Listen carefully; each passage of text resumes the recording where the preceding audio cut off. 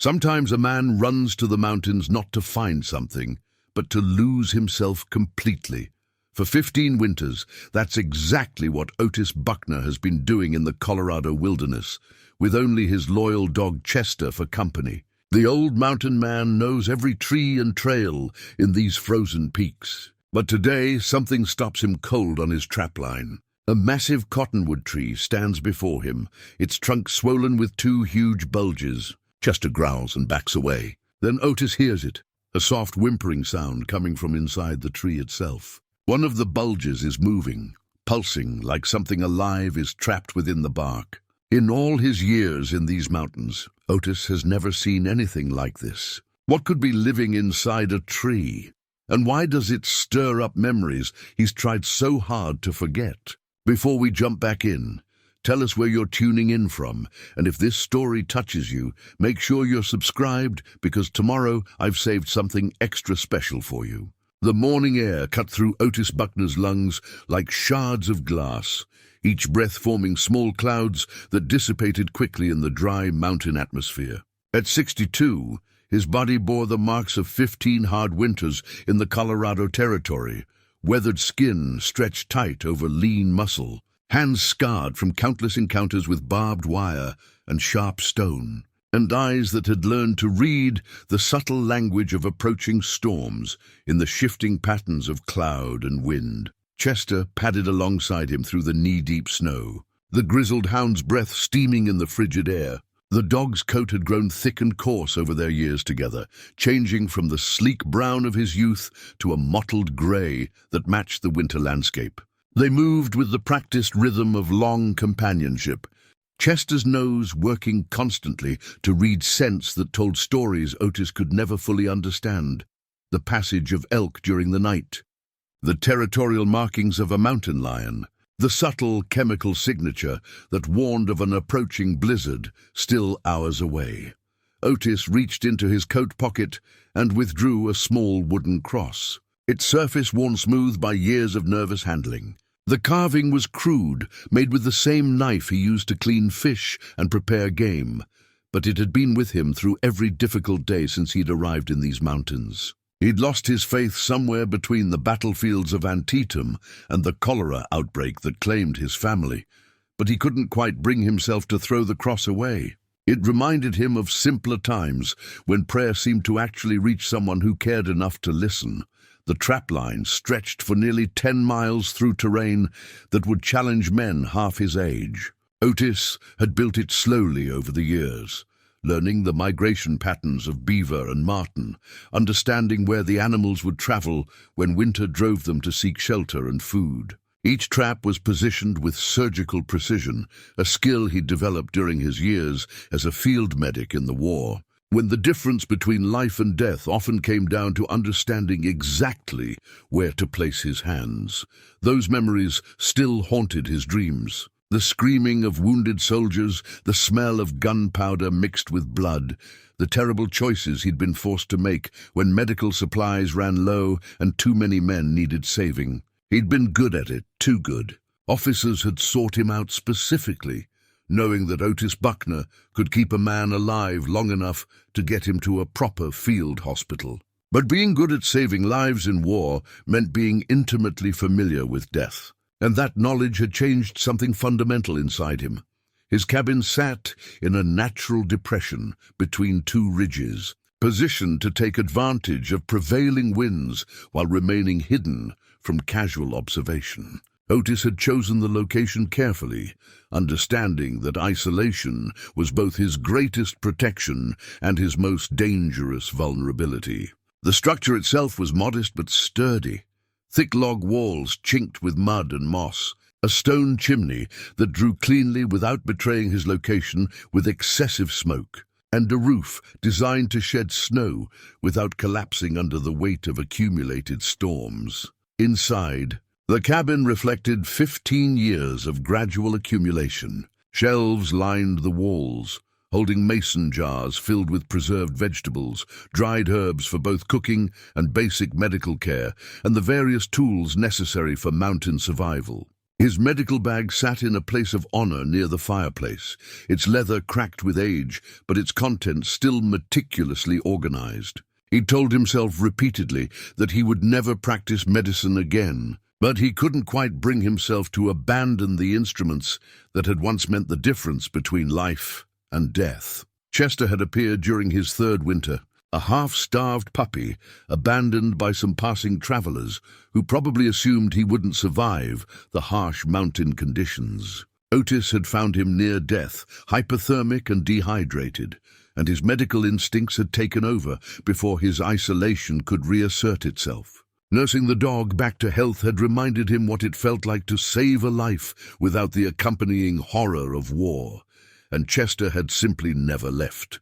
The dog had proven to be an ideal companion for mountain life. His instincts were sharp, his loyalty absolute, and his ability to sense danger had saved Otis's life on more than one occasion. Chester could detect the approach of storms hours before they arrived, sense the presence of large predators long before they became visible, and navigate through blizzard conditions that would leave a human helplessly lost. But more than that, he provided something Otis hadn't realized he needed, a living connection to something other than his own bitter memories.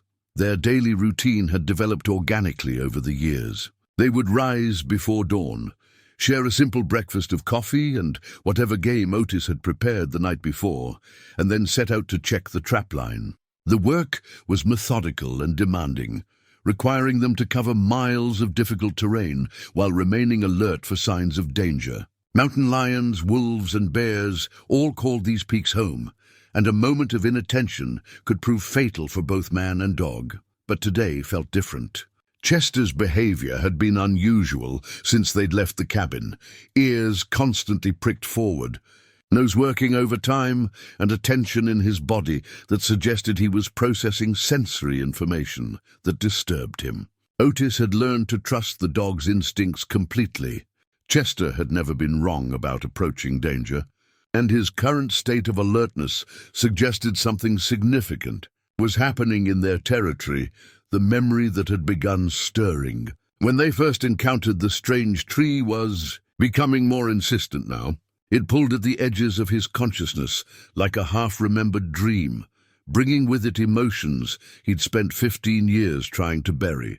The loss of his wife Martha and their young son Benjamin had broken something fundamental inside him. He'd been away, tending to wounded soldiers, when the cholera outbreak swept through their small town. By the time he'd returned, they were already buried in the hastily dug cemetery outside town, victims of a disease he might have been able to treat if he'd been there. The guilt had consumed him. All his medical knowledge, all his skill at preserving life in impossible circumstances, and he couldn't save the two people who mattered most. The townspeople had tried to comfort him, explaining that the outbreak had been swift and merciless, claiming victims faster than anyone could respond. But their words felt hollow against the weight of his failure. He'd saved strangers on distant battlefields, while his own family died alone and afraid.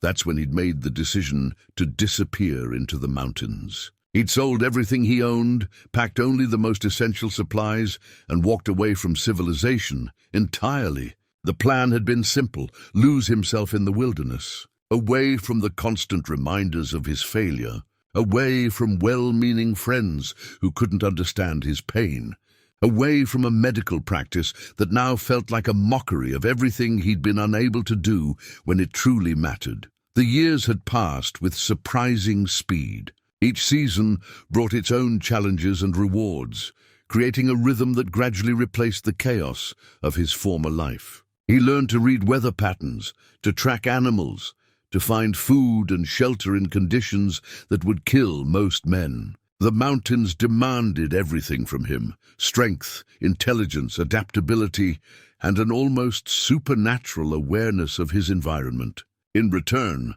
they offered something he'd never expected to find again: peace. But peace, he was learning, was not the same thing as healing.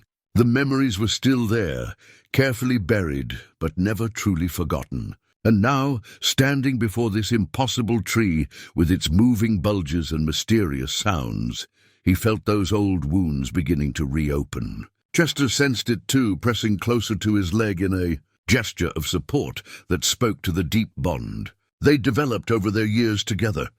The afternoon sun was beginning its descent toward the western peaks when they completed their circuit of the trapline. 3 successful catches, 2 marten and a beaver, would provide both meat and pelts for the coming weeks. But Otis found himself unable to focus on these practical considerations. His mind kept returning to the tree, to the sound he'd heard from within its bark, and to the strange sense of recognition that had stirred memories he'd tried so hard to forget. As they approached the cabin, Chester suddenly stopped and turned back toward the direction they'd come from. His ears were fully erect now, and a low whine escaped his throat, a sound Otis had never heard from him before. It wasn't fear exactly, but something more complex. Anticipation mixed with unease, as if the dog understood that their discovery today had set something in motion that couldn't be stopped. Otis looked back as well. But the tree was no longer visible through the dense forest. Still, he could feel its presence like a weight on his consciousness, pulling at him with an intensity that grew stronger rather than weaker with distance. Whatever was happening in that cottonwood, whatever force was responsible for the impossible sounds and movements they'd witnessed, it wasn't finished with them yet. That night, as he prepared their evening meal and tended to the day's catch, Otis found himself handling his old medical instruments. His fingers moved automatically over the familiar tools, scalpels, forceps, sutures, and the various implements he'd once used to fight death itself. He'd maintained them carefully over the years, keeping them sharp and clean, despite his conviction that he would never use them again. Now, for the first time in 15 years, he wondered if that conviction might be tested. Chester lay by the fire, but his rest was fitful. Even in sleep, his ears twitched at sounds only he could hear, and occasionally he would lift his head to stare in the direction of their morning's discovery. Whatever instincts governed the dog's understanding of the world, they were telling him that something fundamental had changed in their mountain sanctuary. As Otis finally settled into his own bed, the wooden cross clutched unconsciously in his weathered hand. He realized that tomorrow would bring a choice he wasn't sure he was prepared to make. He could ignore the tree, avoid that section of his trapline, and pretend that today's discovery had never happened. Or he could return, investigate further, and risk confronting whatever lay hidden within that impossible growth. The decision, he knew, would determine not just his immediate future, but whether the peace he'd built in these mountains could survive the awakening of memories he'd spent 15 years trying to bury. Outside, the wind began to rise, carrying with it the promise of another storm. But for the first time in years, Otis found himself wondering if the real tempest was still ahead of them, waiting in the heart of an ancient tree that defied every natural law he thought he understood. The sleepless night left Otis feeling hollow and restless, as if something inside him had been wound too tight and refused to settle. Chester had been equally disturbed, pacing the cabin's small confines and whining softly at irregular intervals. By the time pale dawn light began filtering through the single window, both man and dog seemed to reach the same unspoken conclusion. They had to return to the tree. Otis gathered his supplies with methodical precision, but his hands moved toward items he hadn't touched in years. The medical bag came down from its shelf, its leather surface still supple, despite the dry mountain air. Inside, the instruments lay nested in their appointed places like sleeping soldiers awaiting orders. Scalpels, forceps, a bone saw he prayed he wouldn't need, vials of carbolic acid for sterilization, and rolls of clean linen for bandages. His fingers traced over each tool, muscle memory awakening skills he'd thought permanently buried. The walk back to the cottonwood felt different in daylight. The forest seemed unusually quiet, as if the usual population of birds and small mammals had decided to avoid this particular area. Chester moved with obvious reluctance, staying close to Otis's leg and frequently looking back toward the safety of familiar territory. His hackles weren't raised, but his entire body remained tense, with the kind of alertness that suggested he was prepared to fight or flee at the first sign of real danger. When the tree came into view, Otis stopped so abruptly that Chester bumped into his leg. In the clear morning light, the cottonwood appeared even more impossible than it had the day before. The trunk was easily 8 feet in diameter, its bark a mottled grey-brown that seemed to shift and flow like water when viewed from the corner of his eye. But it was the bulges that demanded attention, 2 massive swellings that distorted the tree's natural shape like tumors or growths that had consumed whatever lay beneath. The larger bulge, positioned about 6 feet from the ground, was roughly the size and shape of an adult human body.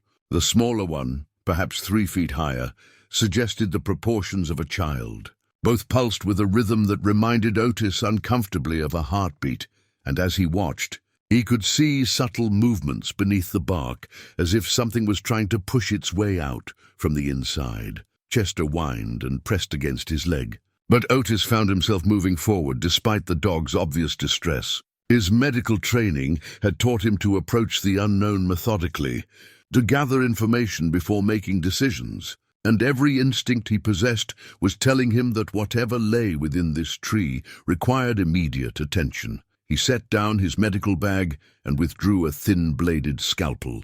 The bark felt warm under his touch, warmer than it should have been on a morning when his breath still formed clouds in the frigid air. When he pressed the blade against the surface, a clear fluid began to seep from the incision, not tree sap, but something that reminded him disturbingly of amniotic fluid. The cut revealed something that made his hands shake. Beneath the bark, instead of the expected wood grain, lay what appeared to be human skin. Pale, slightly translucent, but unmistakably human. Otis widened the incision carefully, his medical training overriding the part of his mind that was screaming at him to run. What he found inside defied every law of nature he thought he understood.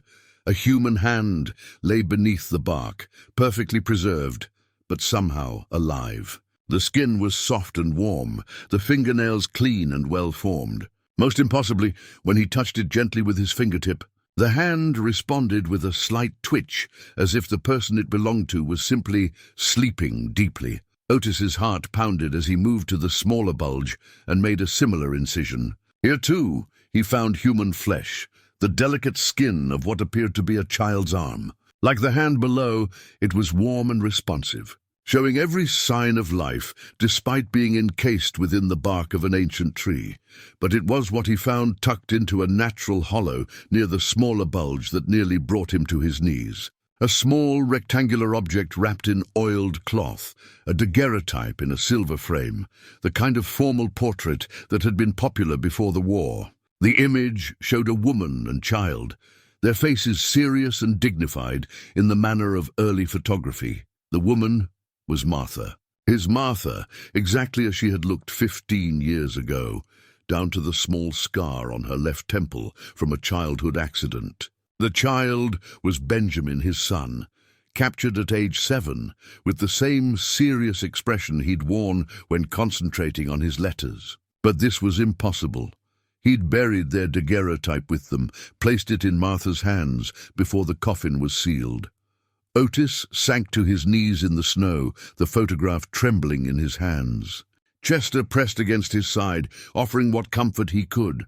But the dog's own distress was evident in the constant movement of his ears and the way his eyes darted between his master and the tree. The sound that had drawn them here yesterday came again, stronger now, a soft whimpering that seemed to emerge from both bulges simultaneously. It was the sound a person might make while dreaming, lost in the depths of sleep, but trying to wake. The larger bulge pulsed more rapidly, and through the incision he'd made, Otis could see movement that suggested someone turning or shifting position.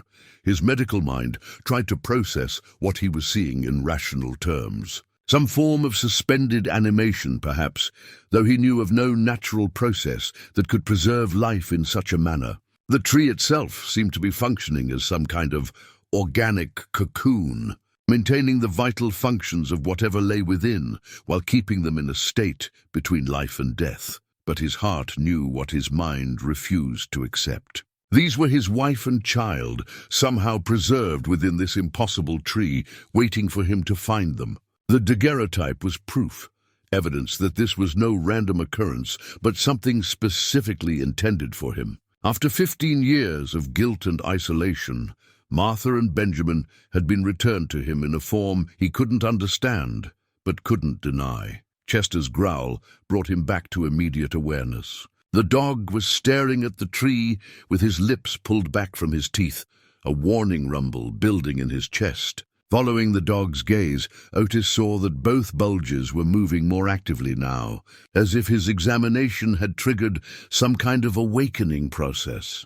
The whimpering sounds were becoming more frequent and more distinct. In the larger bulge, he could hear what sounded like a woman's voice calling his name, faint and distant, but unmistakably Martha's voice saying, "Otis," over and over again.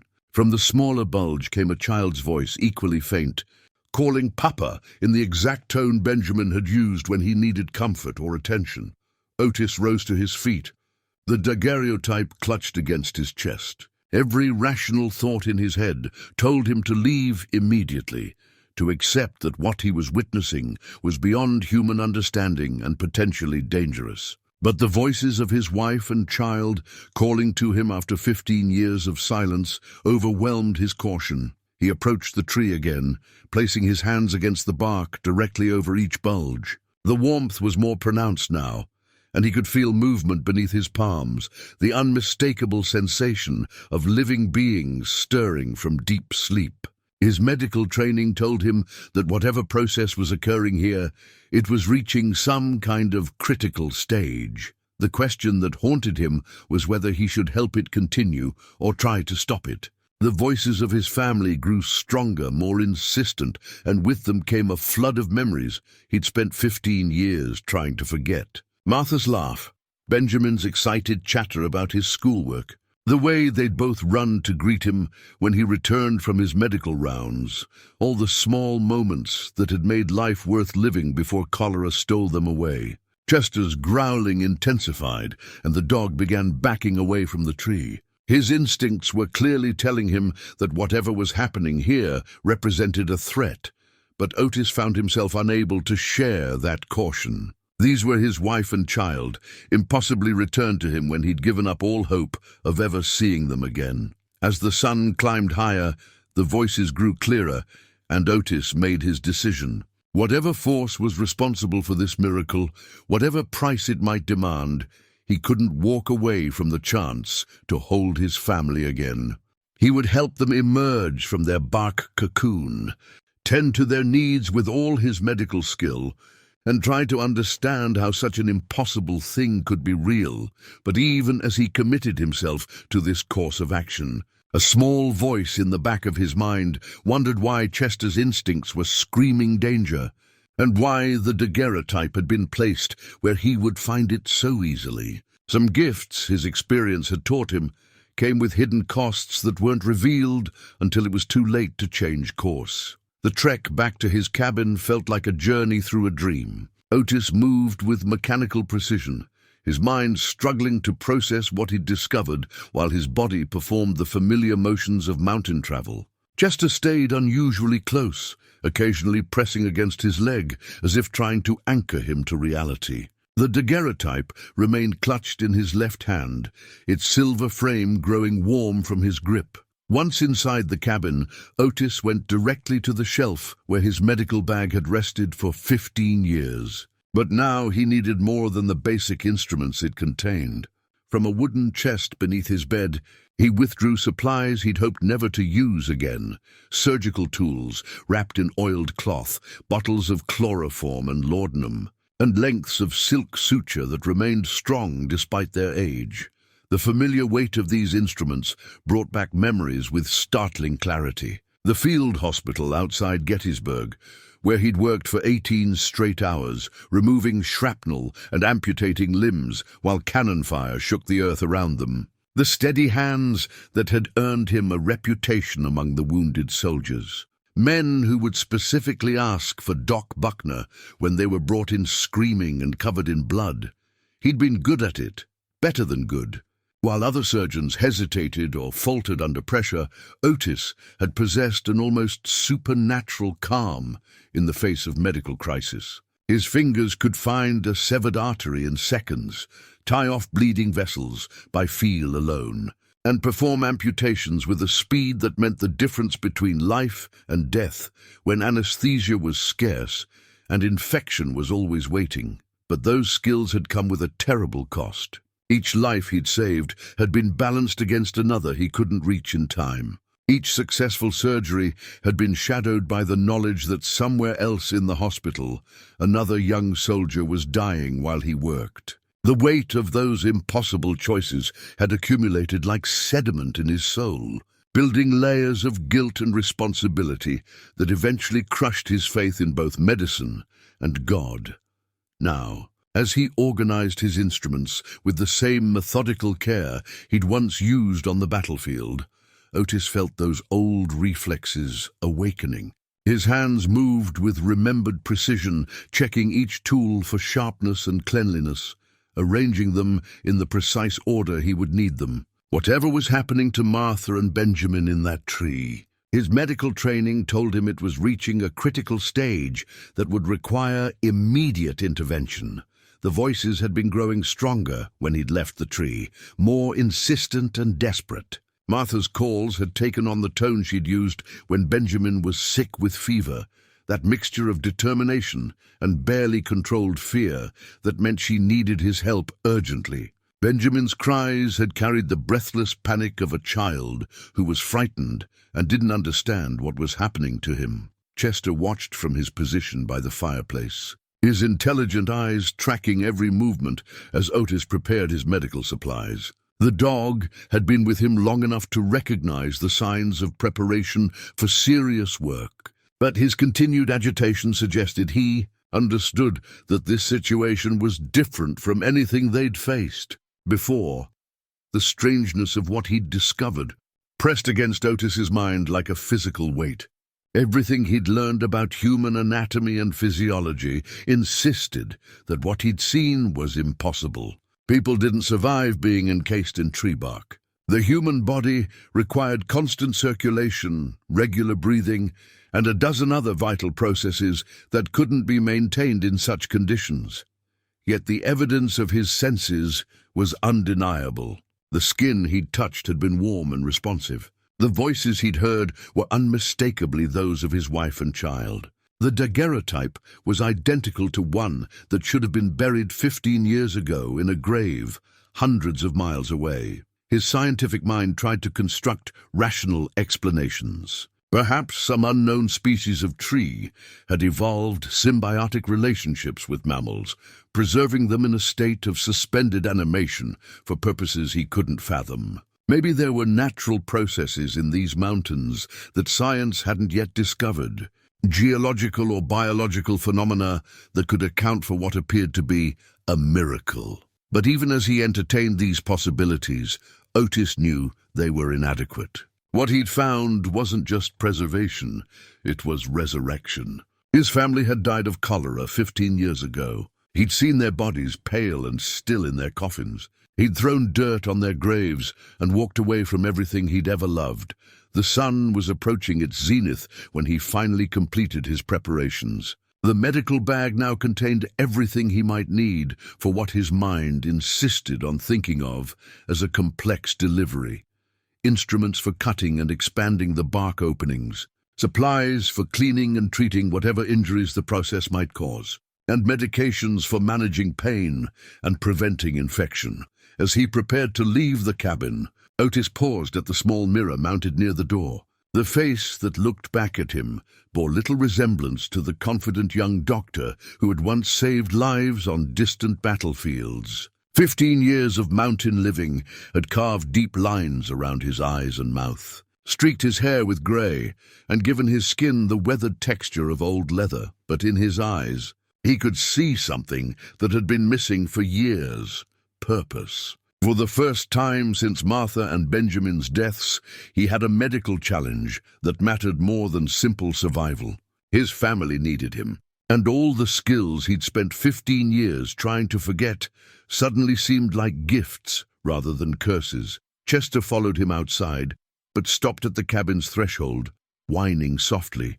The dog's reluctance was so pronounced that Otis knelt beside him, running his hands through the thick winter coat while trying to understand what instincts were warning his companion away from the tree. "I know, old friend," he murmured, his voice rough with emotion. "Something about this feels wrong to you. But they're calling for me, and I can't ignore that. I couldn't save them before, but maybe, just maybe, I can save them now." The dog's brown eyes seemed to reflect a depth of understanding that went beyond simple animal intelligence. Chester had been with him through 5 difficult winters, sharing dangers and hardships that had forged a bond deeper than most human relationships. If the dog sensed danger in what lay ahead, that warning shouldn't be ignored lightly, but the voices of his family were growing stronger in his memory, and with them came the familiar ache of loss that had driven him into these mountains in the first place. The chance to hold Martha again, to hear Benjamin's laughter, to rebuild the life that cholera had stolen from him. These possibilities outweighed any caution his rational mind might counsel. As he began the journey back to the tree, medical bags slung over his shoulder and instruments ready for use, Otis felt the weight of 15 years of isolation beginning to lift. Whatever supernatural force had preserved his family in that impossible bark cocoon, whatever price it might eventually demand for this miracle, he was prepared to pay it. The forest seemed to hold its breath as he walked, creating a silence so complete that his footsteps in the snow sounded like thunderclaps. Even the wind had stilled, as if nature itself was waiting to see what would happen when a man's medical knowledge confronted a mystery that defied every law of science he thought he understood. When Otis reached the tree, the changes were immediately apparent. Both bulges had grown larger overnight. The bark stretched tight like skin over swelling flesh. The pulsing rhythm had intensified, and he could see clear outlines of human forms pressing against the inner surface of the bark, as if trying to break free. Martha's voice was stronger now, no longer the distant whisper he'd heard yesterday. "Otis, help me," she called, her words muffled but distinct. "I can't breathe properly. Something's wrong with Benjamin. He keeps crying for you." From the smaller bulge came the unmistakable sound of a child sobbing, deep, exhausted sobs that tore at Otis's heart. It was the same cry Benjamin had made during his bout with pneumonia 3 years before the cholera outbreak. When fever had left him weak and frightened, Otis set down his medical bag and approached the larger bulge first. Through the incision he'd made yesterday, he could see more of Martha's form, the curve of her shoulder, the familiar line of her collarbone. Her skin looked exactly as he remembered it, pale and smooth, unmarked by the ravages of disease or death. Working carefully with his scalpel, he began to widen the opening. The bark peeled away like old bandages, revealing more of his wife's preserved form. She wore the same blue dress she'd been buried in, though the fabric looked fresh and new, rather than aged by 15 years in the ground. Her dark hair was arranged exactly as she'd worn it in life, pulled back in the practical style she'd favored for housework. As more of her became visible, Martha's breathing grew more regular. Her eyelids fluttered, and she turned her head toward his voice when he spoke her name. "I'm here," he whispered, his voice thick with emotion. "I'm going to get you out of there." The process was unlike anything in his medical experience. The bark seemed to release its hold willingly once he'd made the initial cuts, peeling away in long strips that revealed perfectly preserved human tissue beneath. It was as if the tree had been carefully wrapped around his family, protecting them rather than consuming them. But it was what he found in a fold of Martha's dress that stopped him cold. A small woolen sock, hand-knitted in a pattern he recognized immediately. It was one of a pair that Martha had made for Benjamin during the winter before their deaths. Worked in the evenings by firelight, while Benjamin practiced his letters at the kitchen table, Otis lifted the sock with trembling fingers. The wool was soft and clean, showing no signs of age or wear. But more than that, it carried Martha's scent, the faint lavender she'd favored mixed with the clean smell of soap and the indefinable essence that had been uniquely hers. After 15 years, he shouldn't have been able to detect such subtle traces. Yet the familiar fragrance filled his senses and brought tears to his eyes. The sock triggered a flood of memories he'd fought to suppress. Martha's gentle hands knitting by the fire, while snow fell outside their small house. Benjamin's excited chatter about his plans to become a doctor like his father, complete with elaborate descriptions of the lives he would save. The quiet contentment of winter evenings, when the three of them were safely enclosed in their own small world, protected from the harsh realities that waited beyond their door. Those had been the last truly peaceful months of his life. By spring, the war had escalated, and his services were needed again on distant battlefields. He'd left his family to tend to strangers, convinced that his duty lay in saving soldiers who would otherwise die for lack of skilled medical care. The irony that his absence had left Martha and Benjamin vulnerable to the very death he'd been fighting elsewhere was not lost on him. A fresh burst of sobbing from the smaller bulge drew his attention back to the immediate crisis. Benjamin's cries had taken on a note of desperation that triggered every protective instinct Otis possessed. Moving to the child's position, he began the delicate work of expanding the bark, opening around his son's form. Benjamin appeared exactly as Otis remembered him, 7 years old, with Martha's dark hair and his father's serious brown eyes. The boy's face was flushed with distress, but otherwise he looked healthy and whole. Like Martha, he wore the clothes he'd been buried in, a small white shirt and dark trousers that looked freshly pressed despite their impossible circumstances. "Papa." Benjamin's voice was weak but clear. "Papa, I had such strange dreams. Where are we? Why can't I move properly?" The sound of his son's voice, unchanged by time or death, nearly unmade Otis's composure entirely. He reached through the opening in the bark to stroke Benjamin's hair, marveling at the familiar texture, the way it fell across the boy's forehead, exactly as it always had. "You're safe now," he managed to say, though his own voice was barely steady. "Papa's here, and I'm going to take care of everything." As he worked to free more of Benjamin's small form, Otis noticed something that his medical training couldn't ignore. Both Martha and Benjamin were breathing, their hearts were beating, and their skin had the warmth and elasticity of living tissue. But their responses were slow, as if they were emerging from some kind of deep sedation. Their movements were sluggish, their speech slightly slurred, and their eyes had difficulty focusing on his face. It reminded him of patients recovering from chloroform anesthesia, that gradual return to full consciousness that occurred in stages. But no anesthetic he knew of could maintain its effects for 15 years, and certainly none could preserve life in the absence of food, water, or normal circulation. The bark continued to peel away under his careful ministrations, revealing more of his family with each passing hour.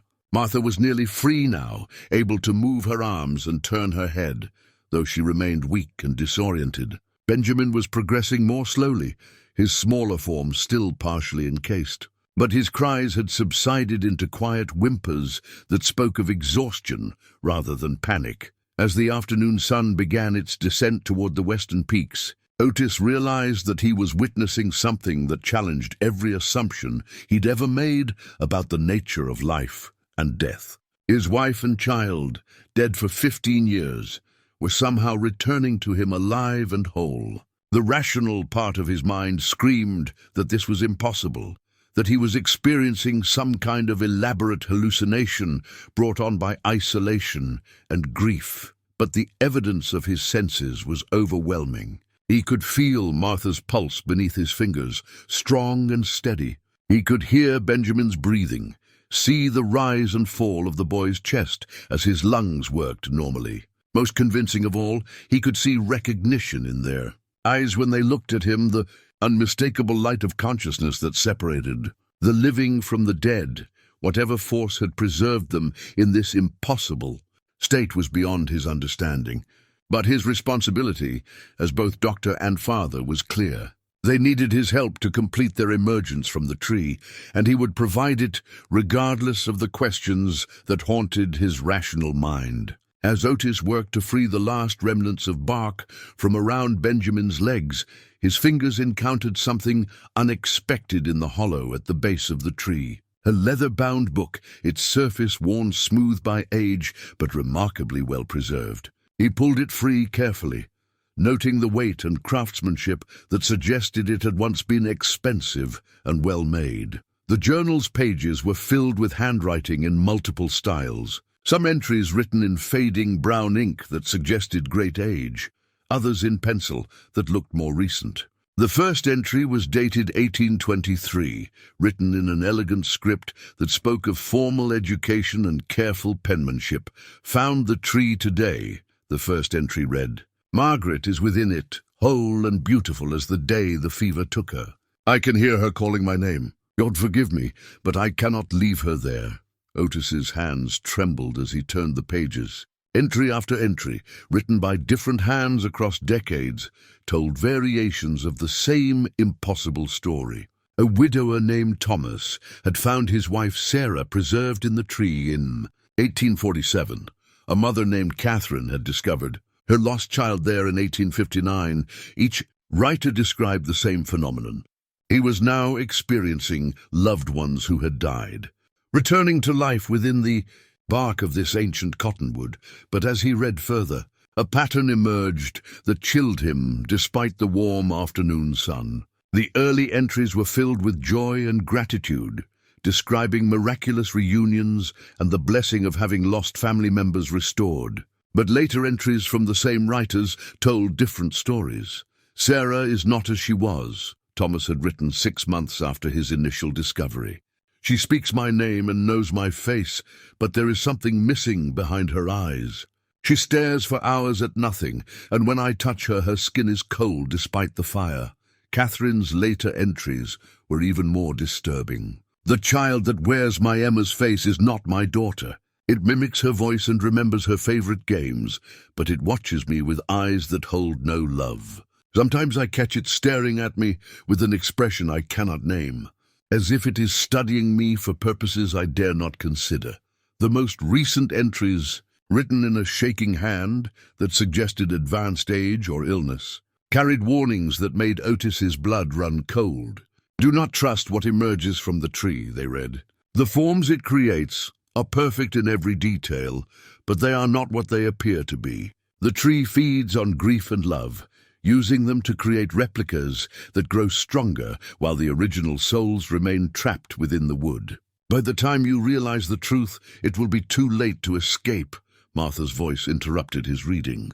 "Otis, why aren't you helping Benjamin? He's still partially trapped, and he's frightened."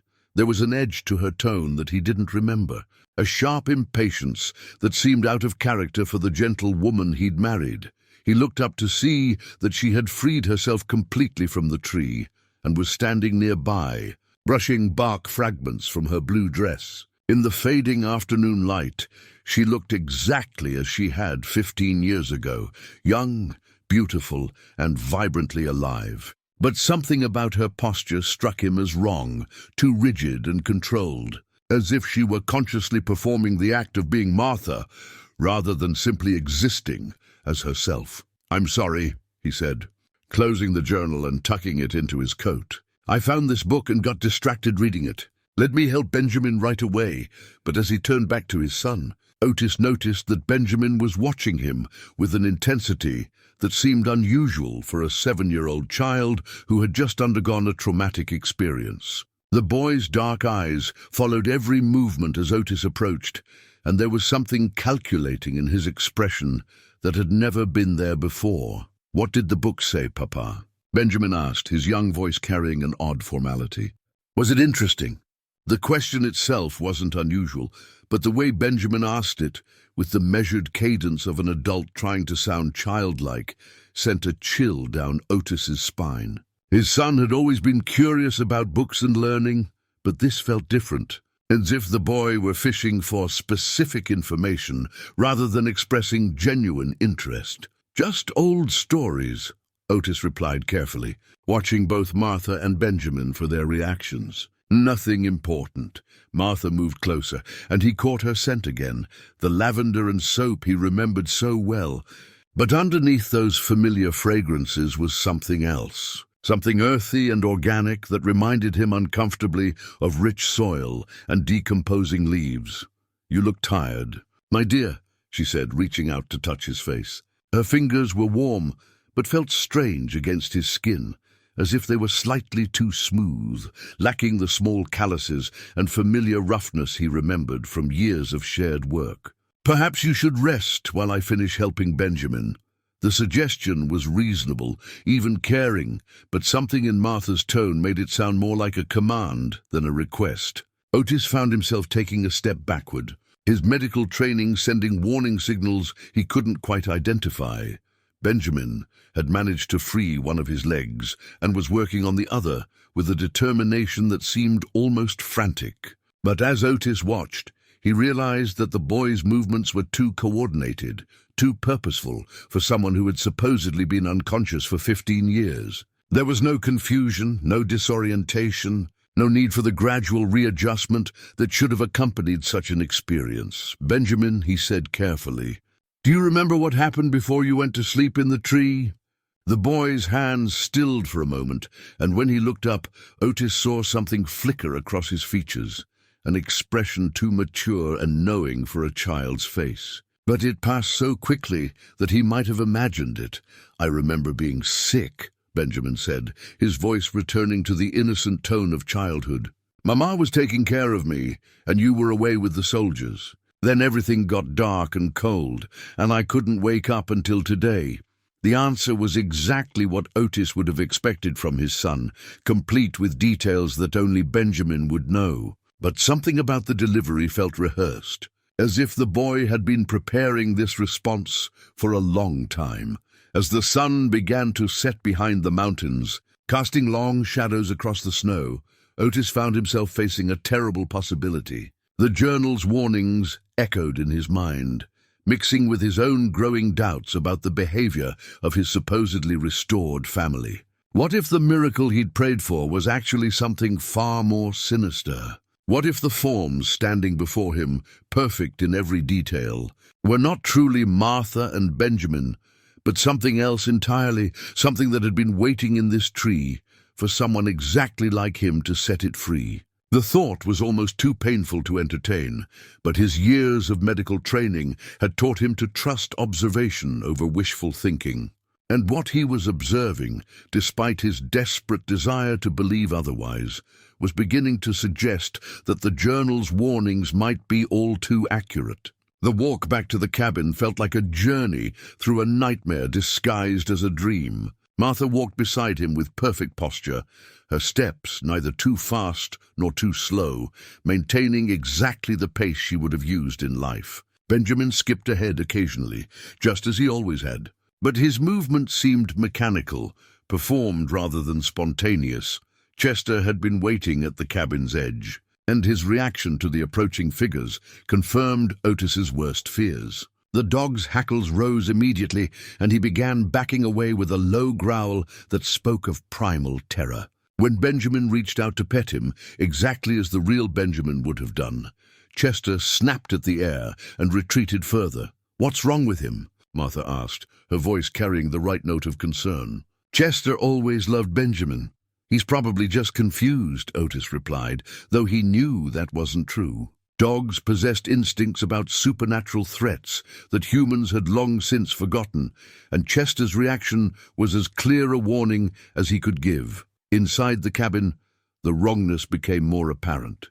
Martha moved through the space with perfect familiarity, going directly to the water basin to wash her hands, hanging her shawl on the peg by the door, where she'd always kept it. But she performed these actions with a precision that felt rehearsed, as if she were following a script rather than acting from muscle memory. Benjamin went straight to the corner where Otis kept his few books, pulling out a volume of fairy tales that had been the boy's favorite. But instead of opening it to the well-worn pages he'd loved most, he simply held it and stared at Otis with those two knowing eyes. "Aren't you going to read to me, Papa?" he asked.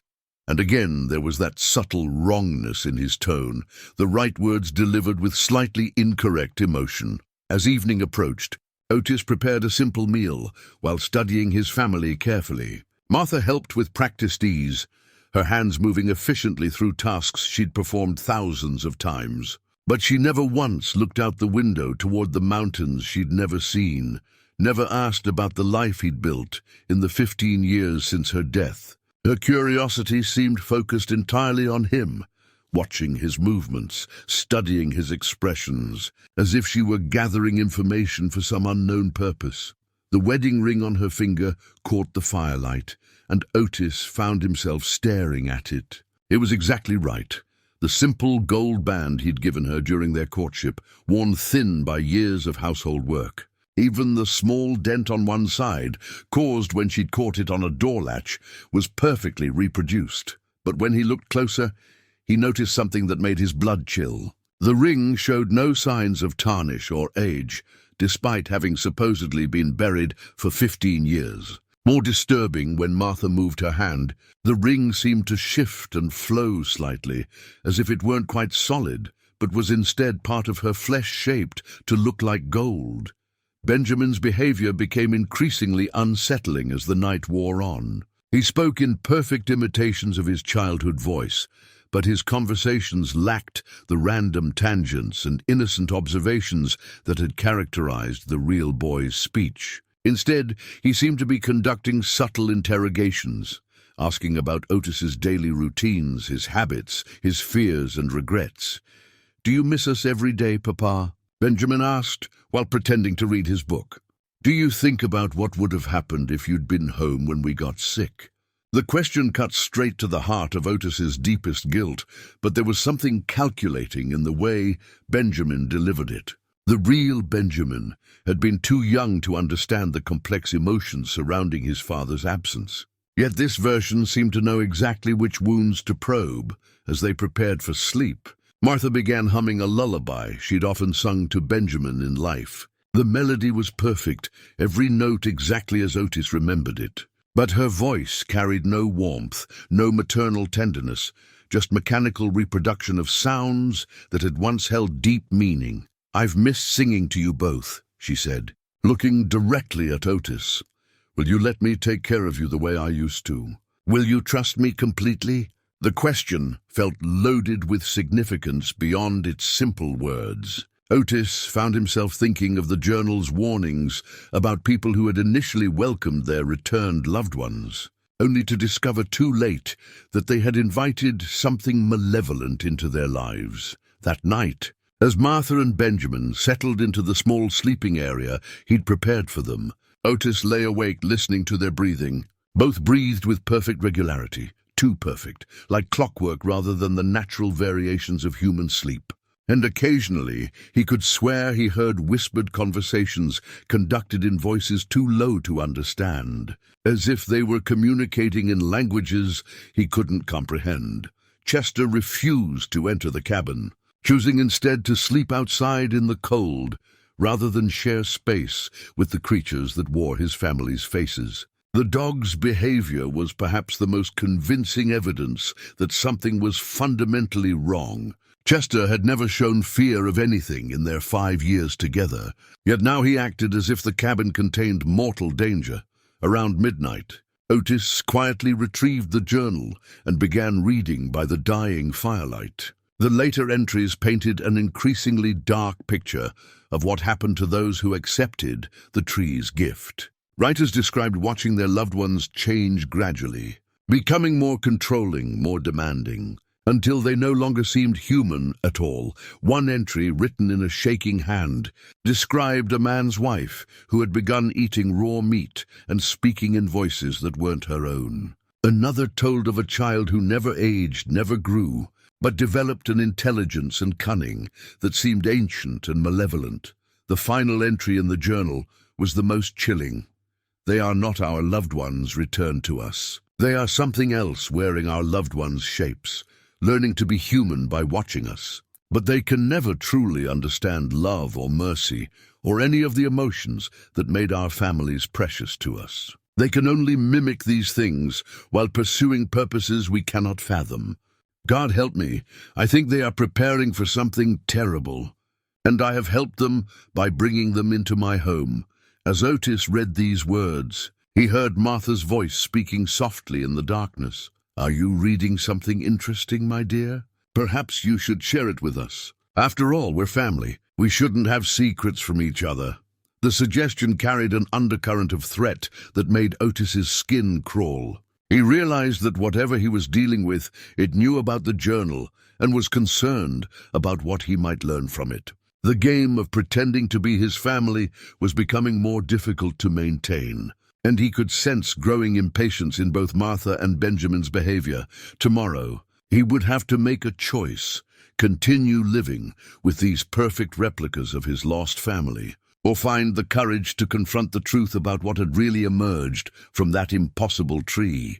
Dawn brought no relief from the tension that had built through the night. Otis had slept fitfully, disturbed by whispered conversations between Martha and Benjamin that stopped abruptly whenever he stirred. Now, as pale morning light filtered through the cabin's single window, he watched his supposed family prepare for the day with the same mechanical precision that had troubled him the evening before. "We should return to the tree today," Martha announced, her voice carrying an authority that the real Martha had never possessed. "There might be others who need our help." The suggestion sent ice through Otis's veins. The journal had mentioned nothing about multiple victims being preserved simultaneously, but Martha's words implied knowledge of things she shouldn't understand. He nodded noncommittally while reaching for his coat, slipping the journal into an inner pocket where it couldn't be easily seen. Chester remained outside, maintaining his distance but following parallel to their path through the forest.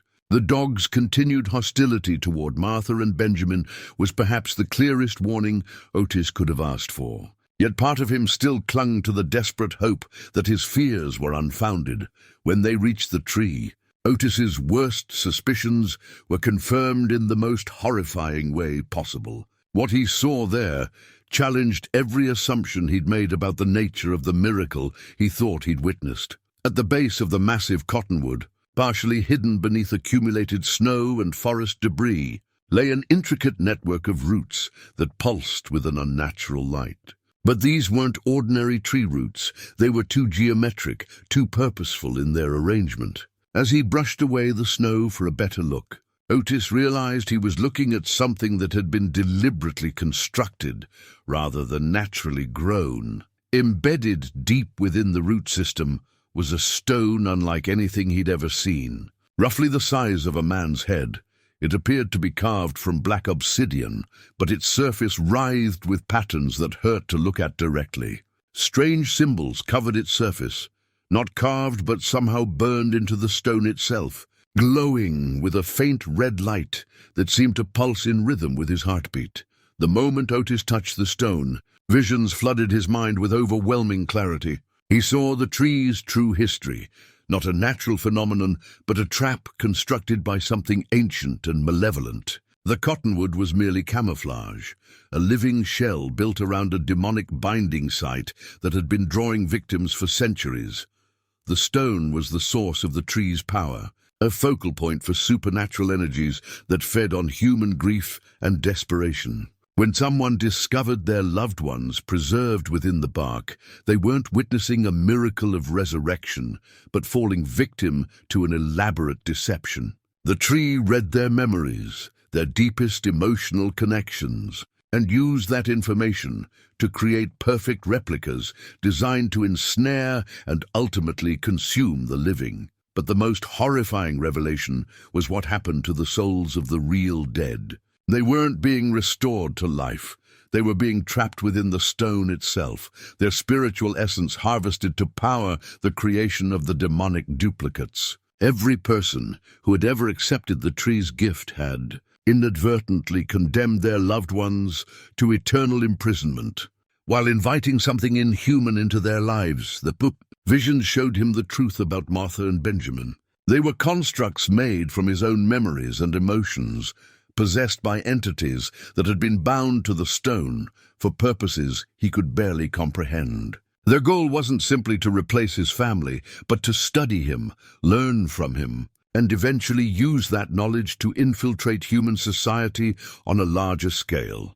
As the visions faded, Otis became aware that Martha and Benjamin were standing directly behind him, no longer bothering to maintain their facades of humanity. When he turned to face them, their appearances began to shift and flow like water, revealing glimpses of something far more ancient and terrible beneath.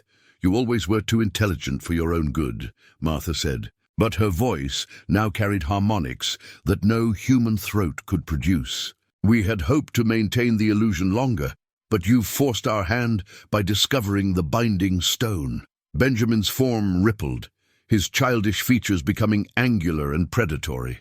"The journal was supposed to be hidden more carefully," he said, in a voice that belonged to no 7-year-old. "Previous victims were never meant to find it so easily." Otis rose slowly, his hand moving instinctively toward the medical instruments in his coat. "What are you?" he asked, though part of him already knew the answer would be more terrible than he could fully comprehend. "We are what remains when love dies and turns to hunger," the thing wearing Martha's face replied.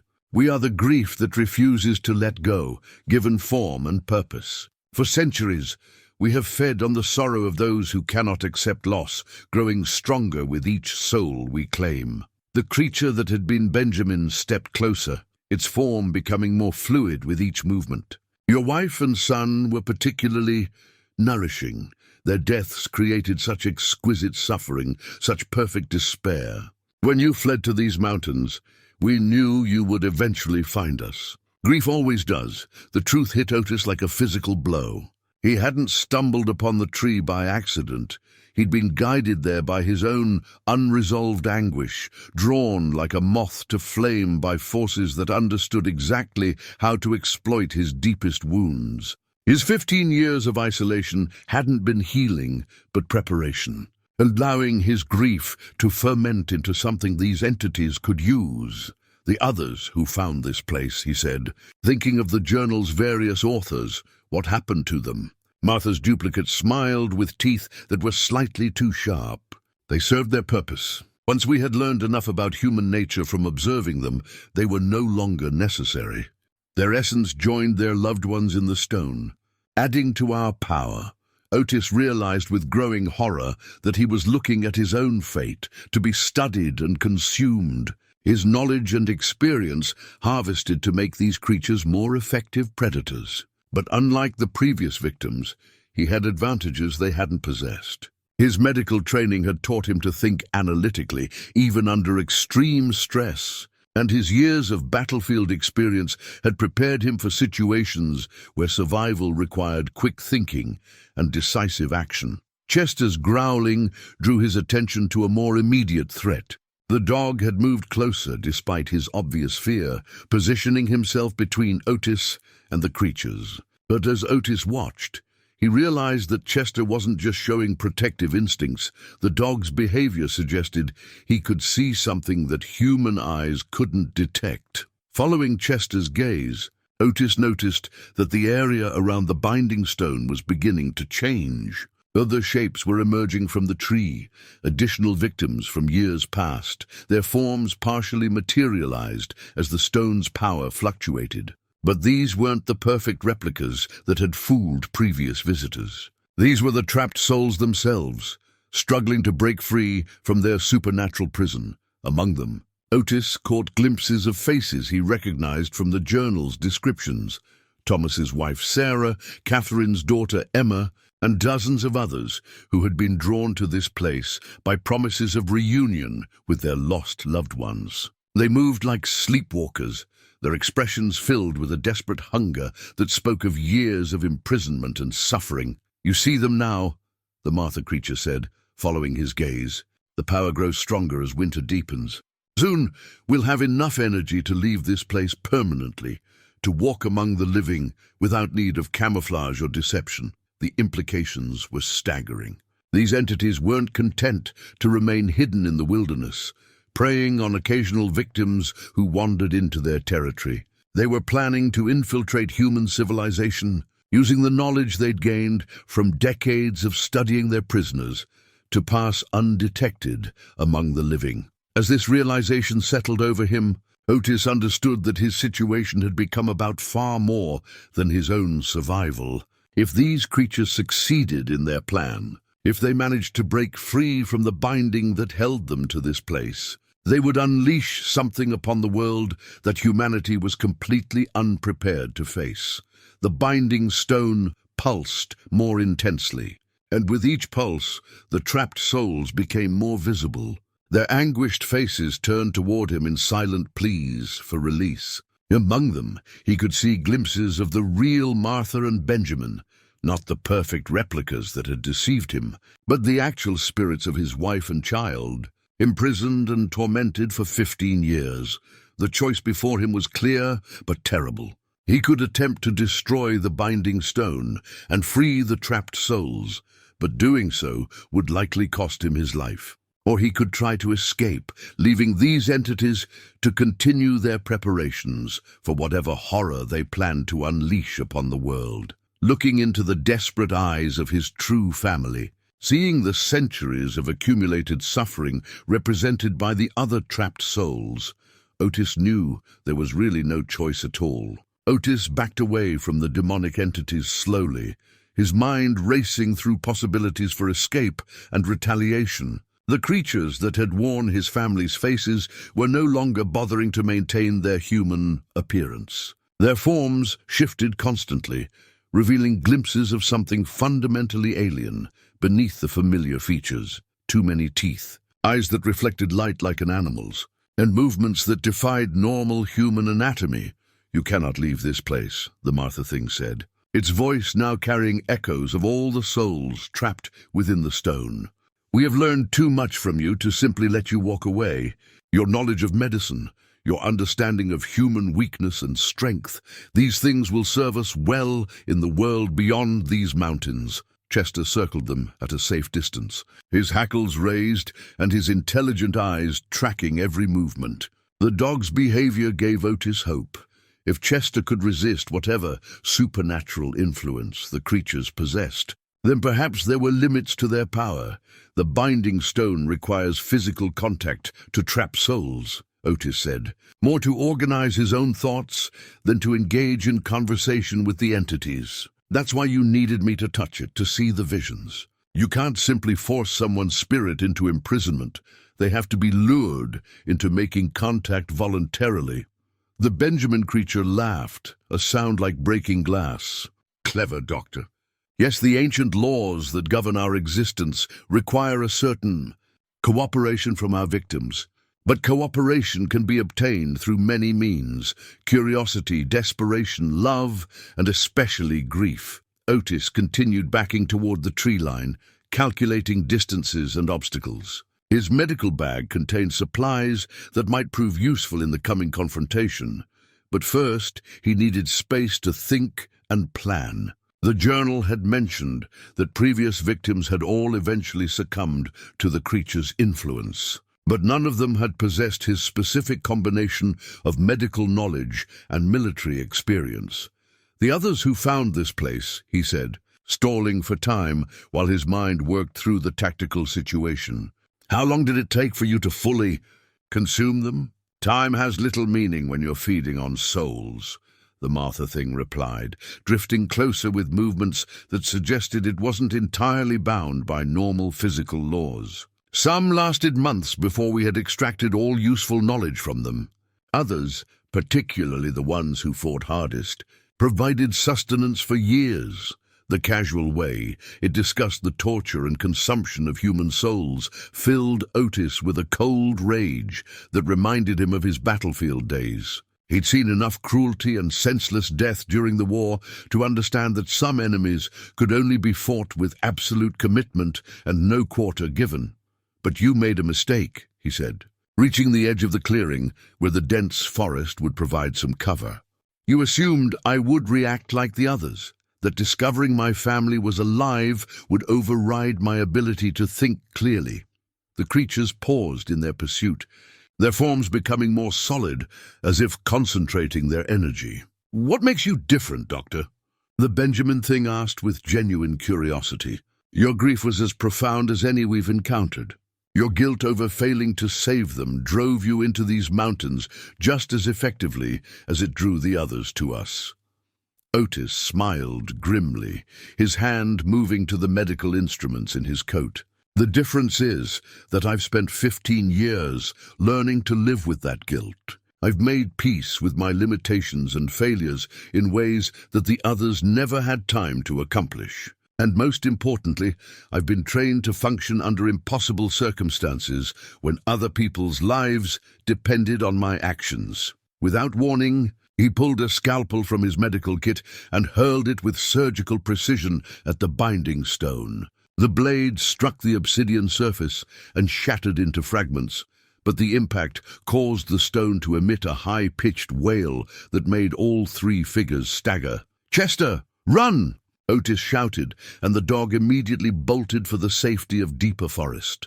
The distraction gave Otis the opening he needed to disappear into the dense undergrowth. Behind him, he could hear inhuman shrieks of rage as the creatures realized their prey had escaped.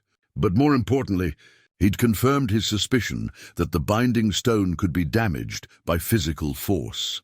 The journey back to his cabin became a deadly game of cat and mouse through terrain he knew intimately. The entities pursuing him were powerful, but seemed bound by certain limitations. They couldn't stray far from the tree, and their supernatural abilities were strongest in the immediate vicinity of the binding stone. As the distance increased, their influence weakened noticeably. Chester was waiting when he reached the cabin, and together they barricaded the door and began preparations for what Otis knew would be a final confrontation. The creatures might not be able to pursue him indefinitely, but they wouldn't give up easily. Too much was at stake for them. If he escaped and found a way to warn others about the tree, their centuries of patient planning would be ruined. From his supplies, Otis began assembling everything that might prove useful in spiritual warfare. The journal had mentioned that some of the trapped souls had been religious men, and their accounts suggested that traditional holy symbols and blessed materials could provide some protection against the entities. His own wooden cross, worn smooth by years of handling, suddenly seemed like more than just a reminder of lost faith. He'd carved it during his darkest days after losing Martha and Benjamin, pouring his grief and desperate prayers into the simple wooden shape. If faith had any power against supernatural evil, then this cross might be his most effective weapon.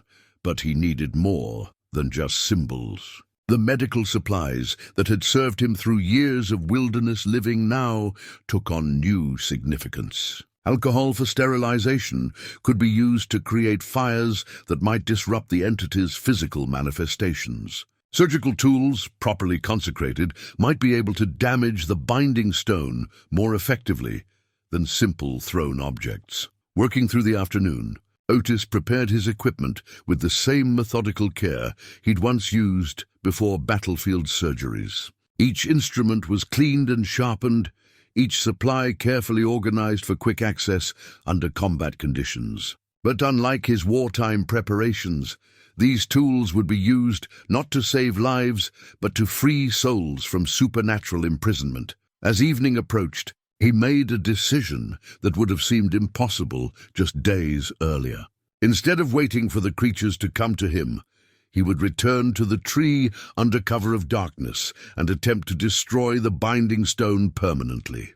The element of surprise might give him the advantage he needed to complete the task before the entities could stop him. The journal provided some guidance for what he was contemplating. Several entries mentioned that the stone's power was cyclical, waxing and waning, with natural rhythms that the ancient creators had built into its design. During the darkest hours before dawn, when the boundary between the physical and spiritual worlds was thinnest, the stone would be most vulnerable to direct assault.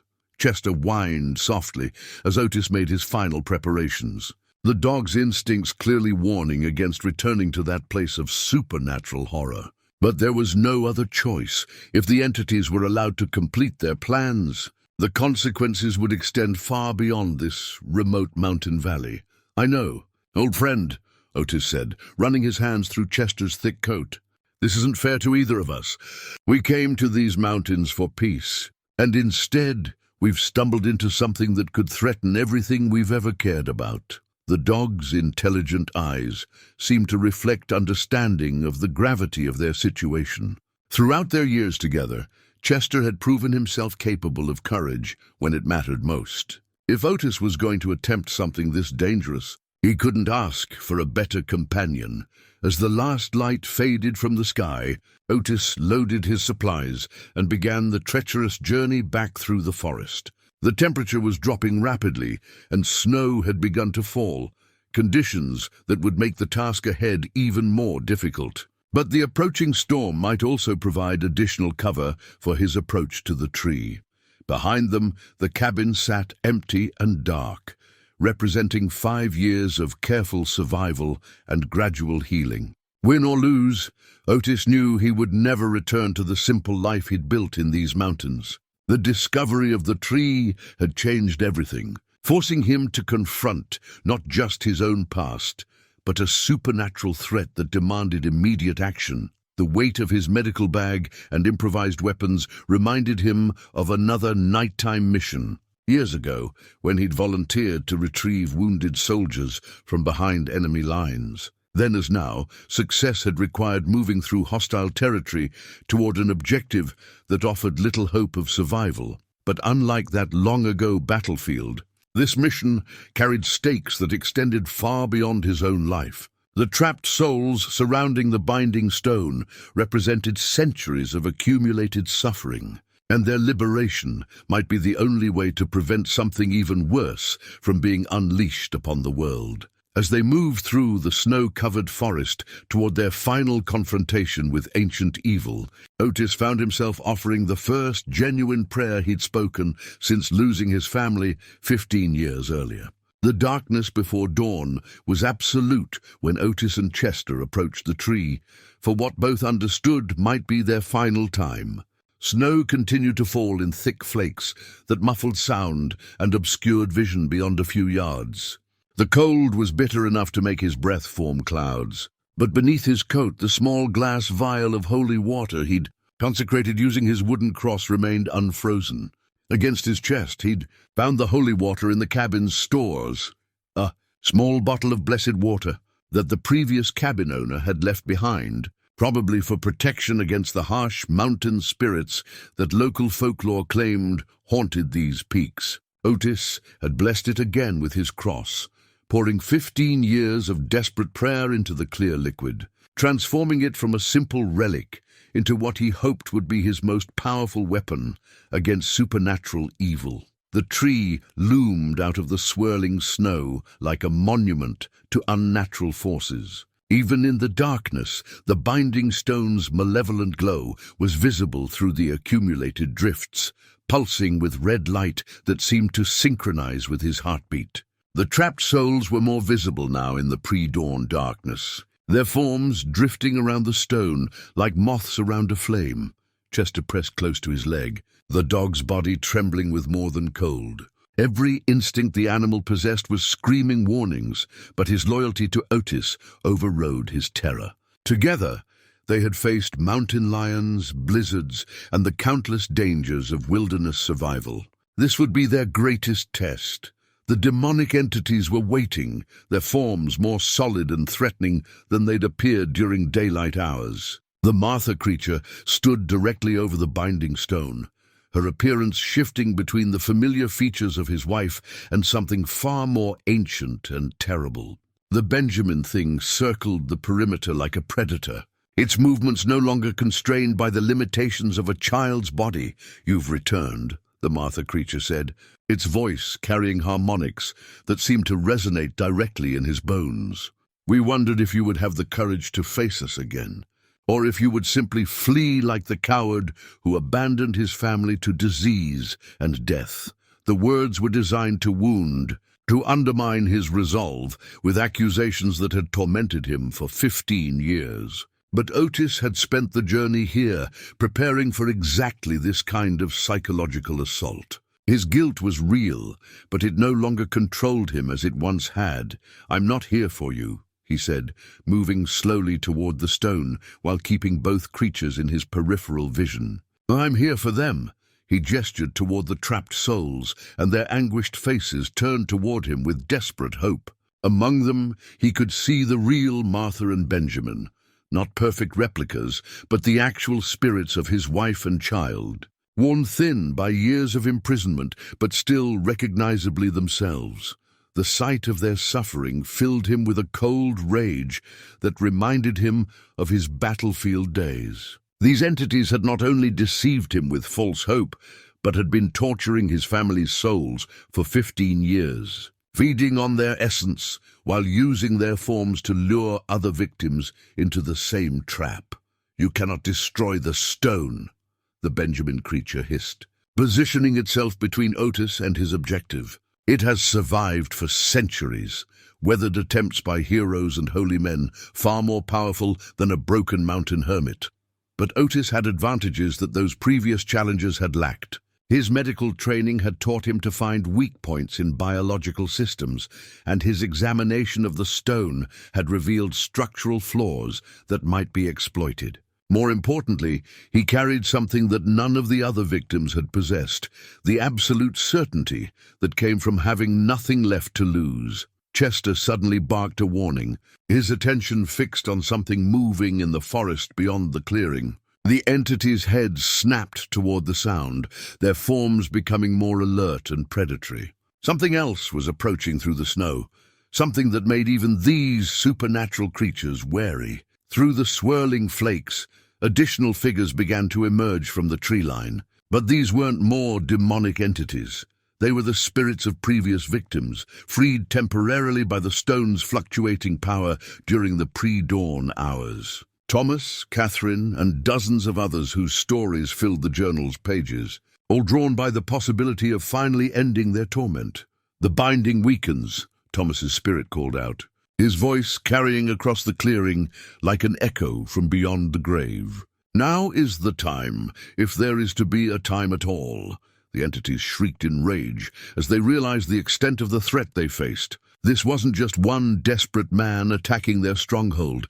It was a coordinated assault by every soul they'd imprisoned over the centuries. The stone's power, spread across so many manifestations, was stretched to its limits. Otis seized the moment of confusion to charge toward the binding stone, his blessed surgical tools ready for the assault that would determine the fate of everyone who had ever been touched by this ancient evil. Behind him, Chester leaped at the Benjamin creature with teeth bared, his loyalty overcoming every instinct for self-preservation. The final battle for the trapped souls had begun. The Martha creature intercepted Otis just as he reached the binding stone, her form expanding into something monstrous with claws that raked across his chest, tearing through his heavy coat and drawing blood. But 15 years of mountain survival had hardened him, and he fought through the pain with the same determination that had once carried him through battlefield surgery under enemy fire. He drove his blessed scalpel deep into the creature's torso, and it shrieked as the consecrated metal burned through its supernatural flesh. The entity staggered backward, its borrowed appearance flickering between Martha's familiar features and something reptilian and ancient. "You understand nothing of what you're destroying," it hissed, black ichor seeping from the wound. "This stone maintains a balance that has protected your world for centuries. Without it, far worse things will break through from the spaces between reality."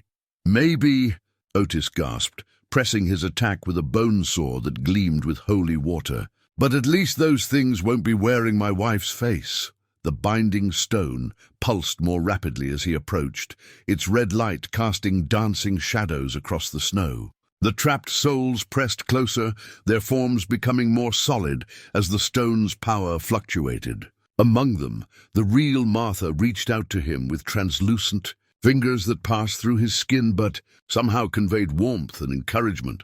Chester's battle cry echoed across the clearing. as the dog grappled with the Benjamin creature. Despite being outmatched in size and supernatural strength, Chester's natural resistance to the entity's influence gave him an advantage. His teeth found purchase in the creature's throat, and it howled in frustration as it tried to shake off an opponent that refused to be intimidated by its otherworldly nature. Otis raised the vial of holy water above the binding stone, understanding that this moment would determine not just his own fate, but the destiny of every soul that had been trapped here over the centuries. The liquid caught the stone's red glow, seeming to burn within a fire as he prepared to shatter the ancient prison that had caused so much suffering. "Wait," the Martha creature called out, its voice now carrying genuine desperation rather than supernatural authority. "Look around you. See what your actions will unleash." Despite himself, Otis hesitated for a moment to follow the creature's gaze. The manifestation of so many spirits had torn holes in the fabric of reality around the tree. Through these gaps, he could see glimpses of other dimensions, realms of darkness populated by things far worse than the entities he was fighting. The binding stone wasn't just a prison for human souls. It was also a barrier holding back forces that would make these demons seem benevolent by comparison. But as he watched the real Martha's spirit reaching toward him with love and forgiveness in her eyes, Otis realized that some prices were too high to pay, regardless of the consequences. His family and all the others had suffered enough. Whatever emerged from the destruction of the stone would be tomorrow's problem. Today, he had the power to end 15 years of torment for the people he loved most. "I'm sorry," he whispered to the interdimensional horrors pressing against the weakening barriers. "But they've earned their rest." He brought the vial down hard against the binding stone's surface. The glass shattered, and blessed water splashed across the obsidian artifact like liquid fire.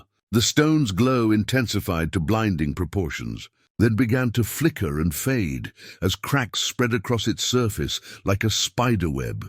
The demonic entities screamed in unison as their power source began to fail.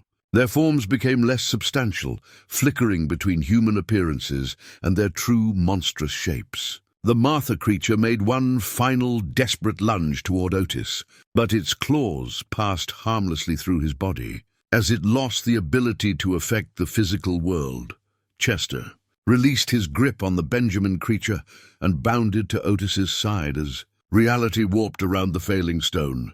The trapped souls began to rise, their forms becoming brighter and more defined as they were finally freed from their supernatural prison.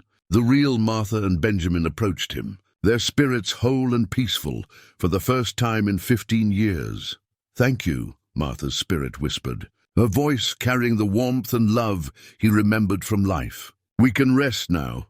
Benjamin's spirit took his mother's hand, and together they began to fade into a light that had nothing to do with the stone's malevolent glow. One by one, the other freed souls followed them into whatever realm awaited beyond death, their faces showing peace rather than the anguish that had defined their imprisonment. The binding stone gave a final pulse of red light, then cracked completely down the middle. As it split apart, the barriers between dimensions collapsed entirely, and Otis felt himself falling through space that existed between worlds. Chester's warm body pressed against his side as they tumbled toward an uncertain fate. The last thing he saw before consciousness fled was the tree itself beginning to wither and die, its unnatural vitality finally exhausted with the destruction of the force that had sustained it. Consciousness returned slowly, like emerging from the deepest sleep Otis had ever experienced. The first sensation was warmth, genuine warmth that seemed to emanate from the earth itself rather than any external source. The second was the complete absence of the supernatural dread that had haunted him for days. The oppressive weight that had pressed against his mind since discovering the tree was gone, leaving behind a peace he hadn't felt in 15 years. Chester's wet nose against his cheek brought him fully awake. The dog was injured, a long gash across his flank where the Benjamin creature's claws had found their mark. but his tail wagged weakly when Otis stirred. They lay in a natural depression, perhaps 50 yards from where the cottonwood had stood, surrounded by early spring growth that shouldn't have been possible in the depths of winter. The tree was gone, not fallen or withered, but completely absent, as if it had never existed at all. In its place, a circle of rich, dark earth supported the kind of wildflowers that typically bloomed in late May. The air carried the fresh scent of growing things, and when Otis looked up, he could see patches of blue sky through clouds that were releasing gentle rain rather than snow. Winter had passed in what felt like moments, though the position of the sun suggested it was late afternoon. His body ached, as if he'd been unconscious for weeks, and his beard had grown long enough to confirm that significant time had indeed passed. The dimensional collapse caused by the stone's destruction had apparently transported them through time as well as space. Chester's wound required immediate attention, and Otis was grateful to discover that his medical bag had somehow survived their supernatural ordeal. Working with practiced efficiency, he cleaned and stitched the gash, while the dog endured the procedure with characteristic stoicism. The injury was serious, but not life-threatening, and Chester's natural resilience would see him through the healing process. As he worked, Otis became aware of a profound change in his own spirit. The guilt that had driven him into these mountains 15 years ago, the crushing weight of failure that had poisoned every day since losing Martha and Benjamin, was simply gone. Not forgotten or suppressed, but genuinely resolved in a way that mere time could never have accomplished. He'd seen their spirits in the final moments before the stone's destruction, and the peace in their faces had been unmistakable. They held no anger toward him for his absence during their illness, no resentment for the medical skills that had saved strangers but couldn't save them. They had found the rest that death was supposed to provide, freed at last from the supernatural prison that had twisted their memory into a tool for evil. When Chester's wound was properly dressed, Otis carved a simple wooden cross from a fallen branch and planted it in the center of the circle where the tree had stood. The new wood felt warm under his hands, imbued with the same sense of peace that had settled over the entire area. This would serve as a memorial not just to his family, but to all the souls who had found liberation through the stone's destruction. The journey back to his cabin revealed the extent of the supernatural winter's influence. What had been a landscape locked in bitter cold was now showing signs of normal, seasonal progression. Streams ran freely, birds called from branches that showed the first hints of budding leaves, and the entire forest seemed to be awakening from an unnatural sleep. But Otis knew he wouldn't be staying in the cabin much longer. 15 years of isolation had served their purpose, allowing him to process his grief and develop the strength needed for the confrontation with ancient evil. Now, with that chapter of his life complete, he felt called to return to the world he'd abandoned.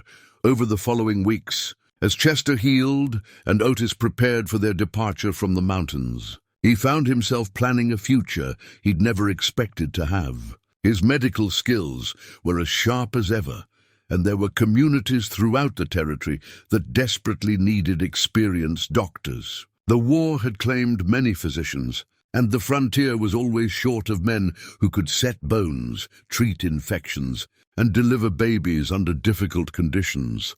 The thought of practicing medicine again didn't fill him with the dread it once had. His failure to save Martha and Benjamin had taught him humility about the limits of medical knowledge, but it had also reinforced his understanding of how precious life was and how important it was to fight for every patient who could be saved. Chester adapted to their new direction with the same acceptance he'd shown for their mountain isolation.